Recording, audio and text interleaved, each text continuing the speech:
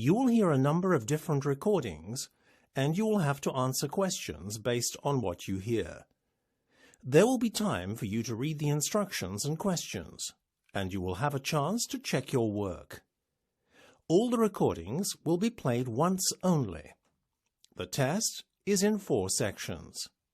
At the end of the test, you will be given 10 minutes to transfer your answers to the answer sheet. Now turn to Section 1. Section 1. You will hear a conversation in a mobile phone center between a customer and a mobile phone seller. First, you have some time to look at questions 1 to 7.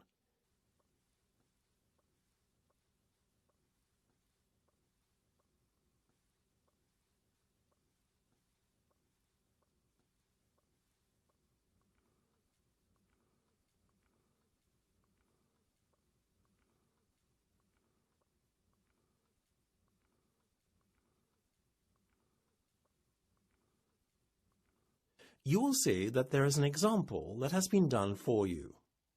On this occasion only, the conversation relating to this will be played first. Good afternoon, madam. May I help you? Oh, yes. I'm looking for a mobile phone, but don't really know where to start.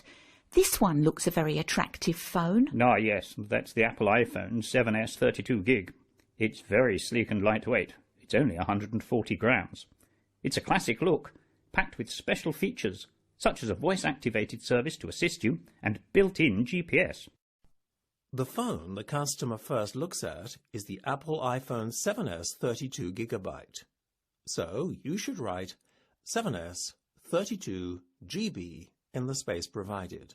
You should answer the questions as you listen, because you will not hear the recording a second time.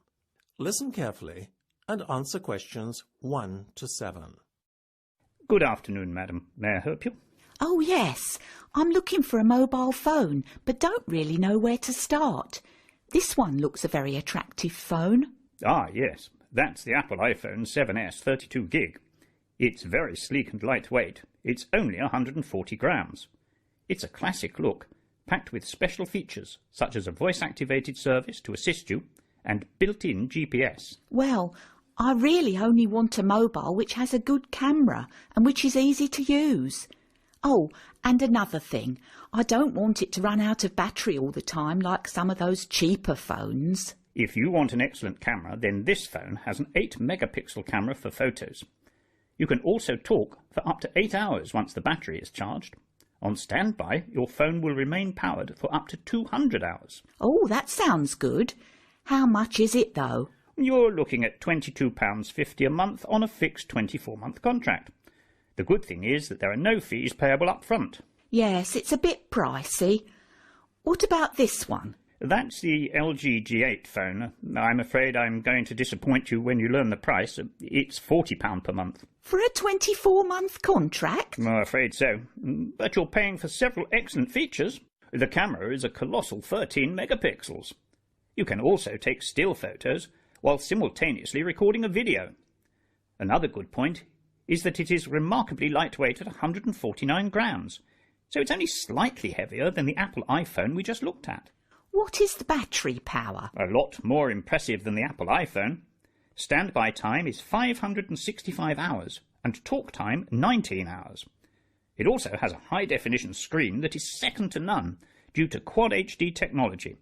In fact, the screen has 4 times the pixel count of a normal HD screen. I admit I love the look of the phone, but really it's way out of my price range.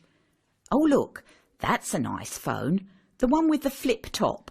Ah, yes, the Samsung DM S410. That's one of our more basic models, but it's still solid and reliable. Obviously, it has hard keys rather than a touch screen, but it's very economical. It's only £20 for the handset, and it's pay-as-you-go thereafter. What about the camera?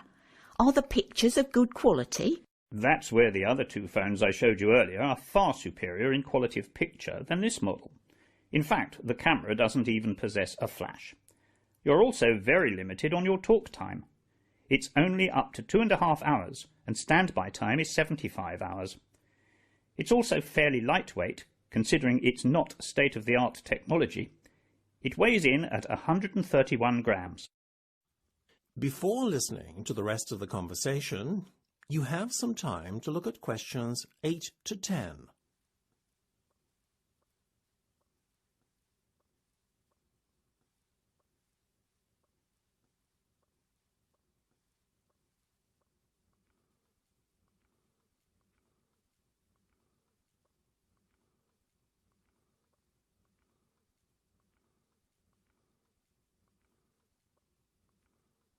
Now listen and answer questions 8 to 10. Well, all things considered, I reckon the Apple iPhone 7s 32 gig is the one for me. Actually, I know that it's out of stock at the moment. We only have the display model to show customers. But if I put in an order today, it will be with you within the week, say around April the 8th. Great! So if I could just take your name and contact number, I'll give you a call as soon as it's in. Oh, thank you. The name's Janet Johnson. That's Johnson with an H. And my mobile number is 0799 678 305 8378. Wonderful. Thank you very much, madam. It was a pleasure meeting you. Thank you too for all your help and for your patience. That's the end of section 1. You have half a minute to check your answers.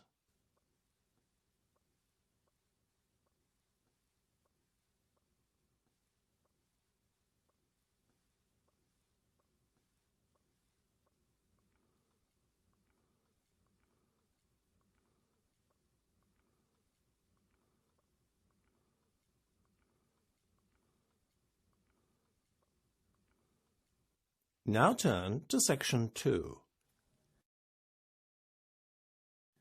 Section 2. You will hear a scientist giving a laboratory induction to a group of new employees. First, you will have time to look at questions 11 to 15.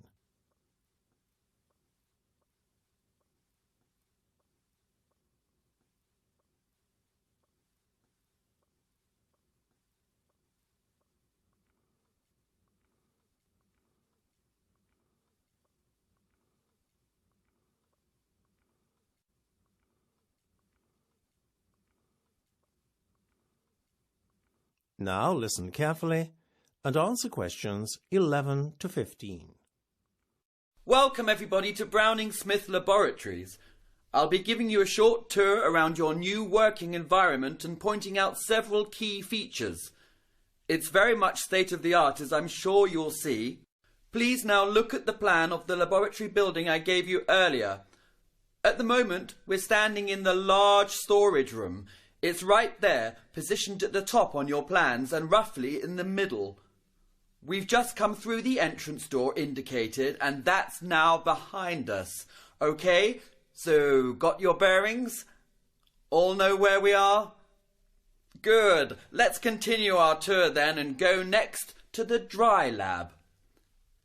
As we go straight ahead down this corridor, the caretaker's room is the next room on your right. Immediately after are the unisex toilets. Now, let's go through these doors ahead of us and into the dry lab. Okay, so here we are now in the dry lab, which is the laboratory's biggest work area. If you look at your map, as we are standing now with the doors behind us, you can see the acid storage bin area clearly marked off to your right. Let's walk over there and take a look. You can see on your maps that we're standing in the far end of the building now. The acid storage bins are a hazardous area, obviously. If one of you should accidentally come into contact with not only these stored materials, but any other hazardous substance, then please proceed immediately to the eye wash emergency shower area. That's just back where we came in, right after the doors opening onto the dry lab, on the outside corner of the unisex toilets.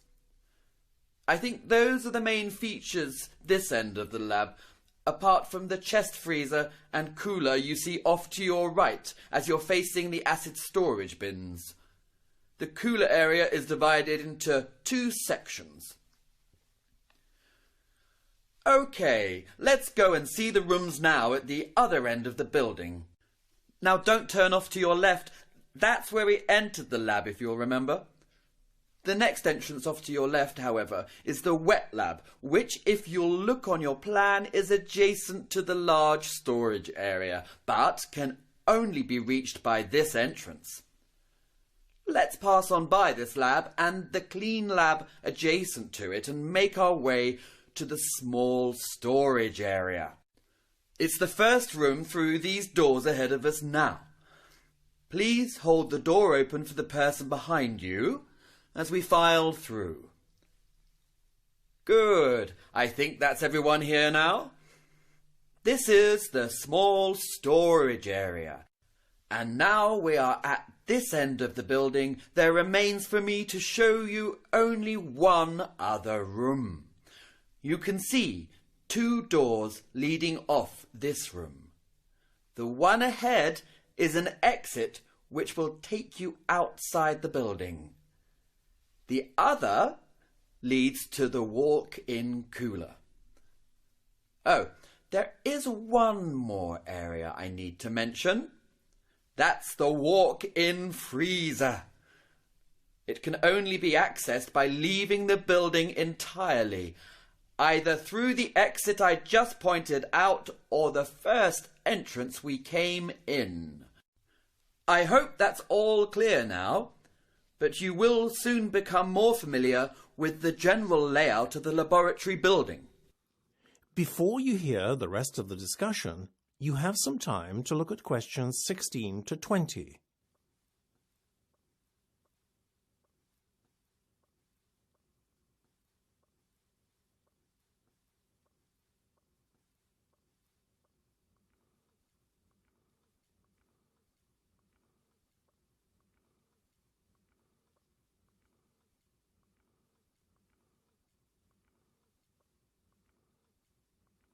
Now listen and answer questions 16 to 20. Now, I'd just like to refer to health and safety procedure. This is essentially to fulfill basic health and safety requirements, since I know that you are not unfamiliar with such procedures and must know them off by memory. Okay, so firstly I'd like to say that if you are undertaking any project, whether supervised or not, all of you will be required to discuss it first with your health and safety coordinator. In certain cases, written approval is required. The health and safety coordinator has the final decision in situations where formal approval is needed. Everyone undertaking a project will have to first submit a form of a written standard operating procedure to the Health and Safety Coordinator, outlining the steps and justifications for the experimental process to be carried out. Should the undertaking of a project not be granted initially, plans for the project, if satisfactorily amended, can be re-presented to the Health and Safety Coordinator for approval at a later date. Assuming acceptance of the undertaking of a project, strict laboratory procedures must be adhered to. Overalls and non-hazardous equipment can be kept in the large storage room. On no account can either laboratory clothing or samples be removed from the building itself. Obviously, the same goes for equipment that is portable. This way we can ensure that no cross-contamination can occur with samples or specimens kept in the laboratories. Finally, and this goes without saying, when hazardous materials are being handled, full protective equipment should be worn. Safety goggles and protective overalls are kept in the small storage room for this purpose. If using sharp, contaminated objects, such as needles, these can be temporarily stored in clearly marked containers on your laboratory work surface. However, They must be disposed of by the end of the day in the waste disposal bins clearly indicated outside the laboratory building. These bins are to be found just outside the exit by the small storage room. In the event of fire, please make your way immediately to the nearest of the two exits, either by the small storage or large storage room that I pointed out earlier. All that remains for me to do is to welcome you all to the company and wish you good luck. That's the end of section 2. You have half a minute to check your answers.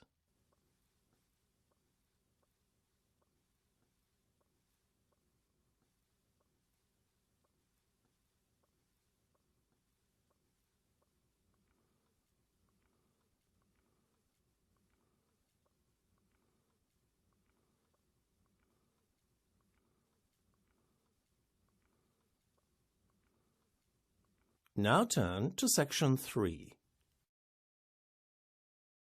Section 3. You will hear a discussion between two science students. First, you have some time to look at questions 21 to 25.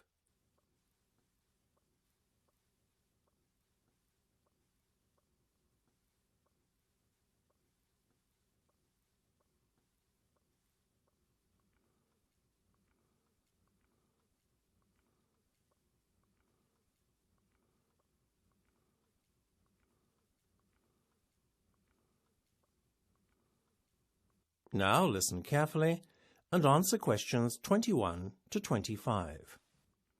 Hi, Mark. Are you going to that lecture on microchip implant technology? I don't think I'll go. It's not that it's not a relevant field of study. It's just that it isn't personally relevant to me. If it were a computer science lecture, though, I wouldn't miss it for anything. I know. Still, I think the concept of microchip implants is rather intriguing. Whether you like the idea or not, such a technology opens up so many possibilities. Almost everyone stands to benefit from it. It just sounds so futuristic and like something out of a sci-fi novel to me. Funnily enough, microchip technology was first predicted in a sci-fi novel over half a century ago. More amazingly still, the prediction didn't fall far short of reality either. But what sort of person would implant a microchip in their body? Oh, I don't know. Gadget and techie enthusiasts for one.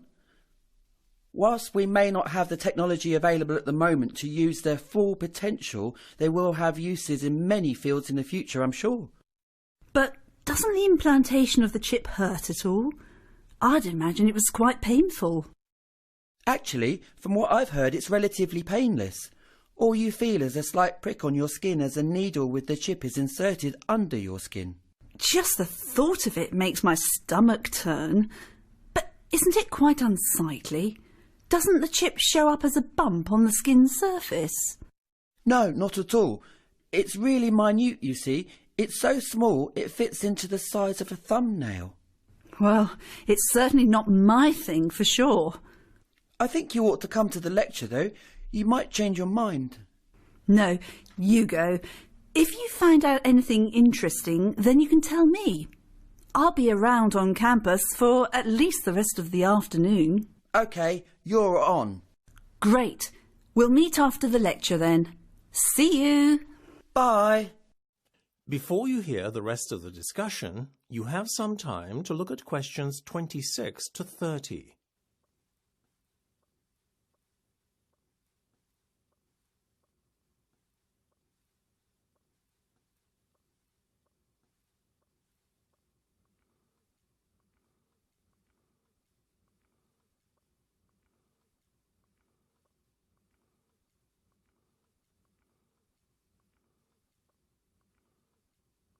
Now listen and answer questions 26 to 30.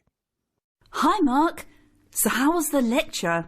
You really missed out. Really? Yes, I learned so much. You wouldn't believe how microchip implants will improve our lives in the future. Oh, tell me more. Well, From the simple action of allowing us to switch on a light or mechanical device with a wave of a hand to accessing our medical records, microchips will prove indispensable to us in the future. Indispensable wouldn't be the word I'd use for encouraging people to be so lazy that they can't switch on an electric appliance unaided. I thought remote controls were bad enough. I take your point, though, about using microchips to access medical records. Also, using microchip implant technology can help secure buildings. Access of buildings in the future will be restricted to individuals with a specific code on their microchip implant. But at the moment, though, there are some problems with the technology. Like what exactly? Well, the microchip ID numbers of employees can theoretically be obtained and cloned by any individual standing close enough with a handheld device. I can't say that I was really in favour of the idea when you first mentioned it, but now you've persuaded me. If it's so easy to breach security, then you're really defeating the whole point of the object, aren't you? By using microchips to secure a building. Guess so. But there's another brilliant use for microchips that I haven't told you about yet. Go on. GPS-enabled chips. Which are? Well, microchips that tell you the position of an individual. Like a GPS that tells you the direction when you're in a car, but these tell you where someone is when they're lost and, say, if they're injured or in danger, they can be found easily. So it's a bit like the microchips that are already used on pets? Exactly. Much as I can understand pet owners wanting to microchip their pets, I don't think the case of microchipping humans is as clear-cut. I mean, is it wise for an individual's movements to be known to everyone? That could place some individuals, such as political activists and those escaping persecution, under threat. Doesn't seem like you're a great fan of microchip implants, then. Their uses do at best seem rather limited. Well, you won't catch me having a microchip implant in the near future, that's for sure. That's the end of section 3. You have half a minute to check your answers.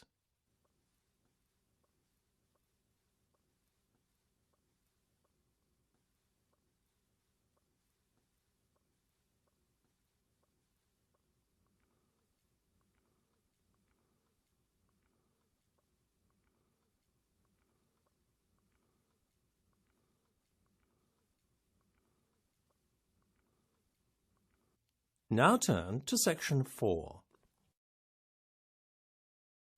Section 4. You will hear part of a science lecture. First, you have some time to look at questions 31 to 40.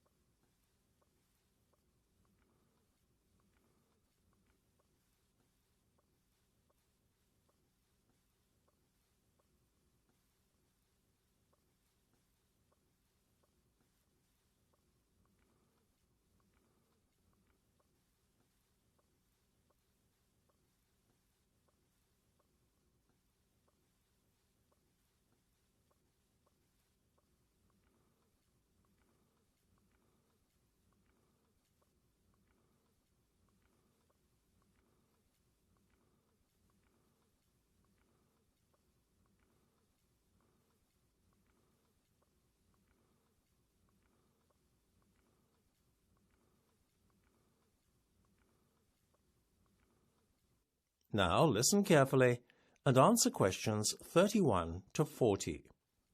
Now, I'm sure most of you will be familiar with the concept of drones, or unmanned aerial vehicles, UAVs for short, to give them their technical name.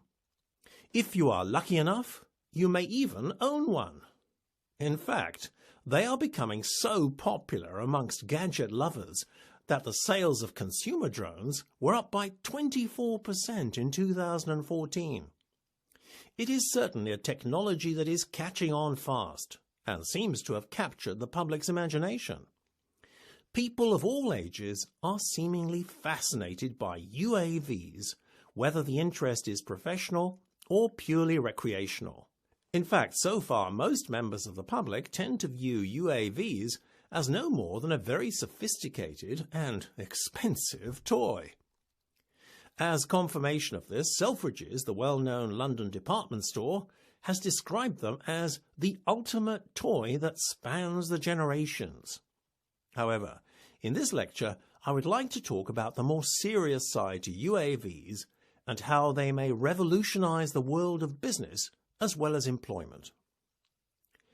With regard to the job sector, analysts predict that the market for drones could be worth billions. In the US alone, drones could create up to 70,000 jobs in this booming new industry. This would definitely be a boost to employment in a time where so many industries are replacing their workers with machines. The consumer end of the market, though, is a mere drop in the ocean. The potential for drones to revolutionize the way we do business is where the real opportunity lies, and Britain has the potential to become the world leader. Probably the most novel and groundbreaking use for UAVs is as an e-commerce delivery service. However, the idea has yet to get off the ground, literally. In principle, the idea is an excellent one. Consumers order items from an internet site, and the order is dispatched and delivered to your door by an unmanned drone within minutes. The mail-order giant Amazon first conceived of drones as a delivery service in the US, but plans stalled, leading many to question if the whole proposition was merely a marketing stunt.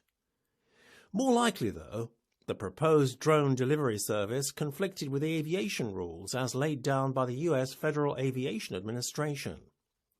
The biggest problem in the US is that they've invested $5 billion in a new traffic control system.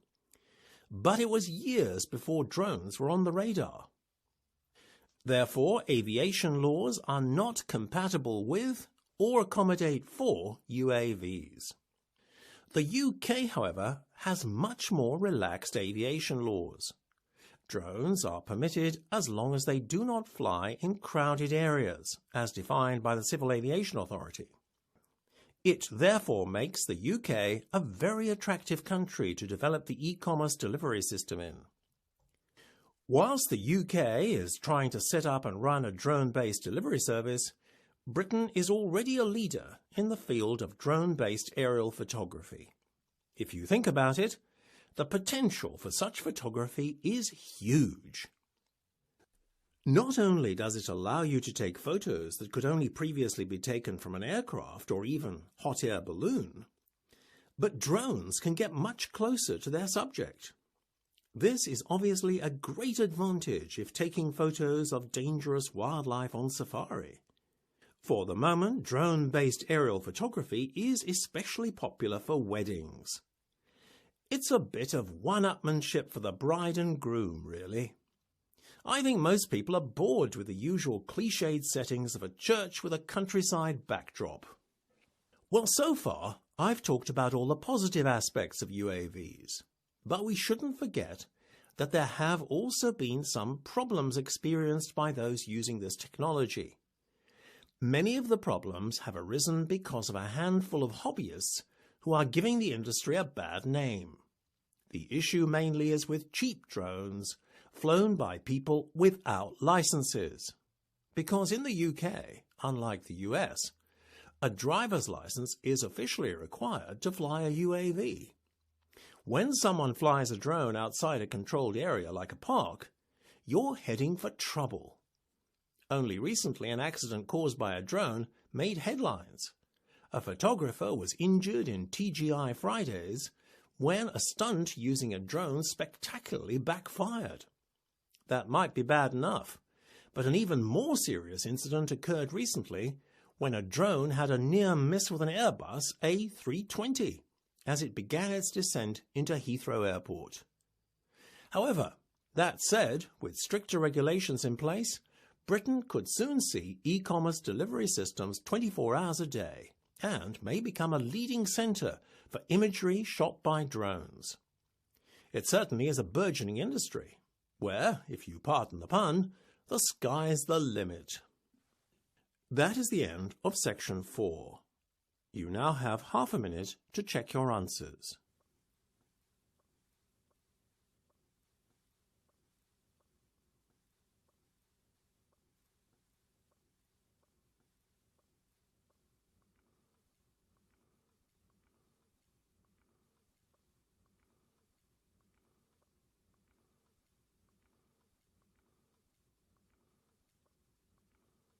That is the end of the listening test. You now have 10 minutes to transfer your answers to the listening answer sheet.